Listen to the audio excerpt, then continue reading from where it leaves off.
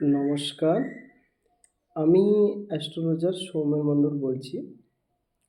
যাদের দেখবেন শরীরের মধ্যে নেগেটিভ ভাইব্রেশন আছে কিংবা কোনো কাজ করতে গেলে আপনার অসফলতা প্রতিবারেই ইঙ্গিত দিচ্ছে কিংবা প্রত্যেকটা কাজে চেষ্টা করেও ব্যর্থ হচ্ছেন, তারা যদি এই টোটকাটা মেনটেন করেন দেখবেন জীবনে অতি অবশ্যই সাকসেসফুল ধরা দিবেই দিবে।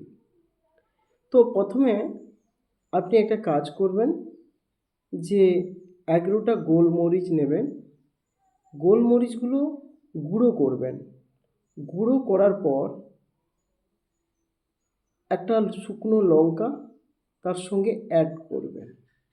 যে কোনো শনিবার কিংবা মঙ্গলবার, শনিবার মঙ্গলবার দুপুরবেলায় আপনি ওই গোলমরিচটাকে গুঁড়ো করার পর কালো কাপড়ের মধ্যে একটা পুঁটুলি বেঁধে দেবেন।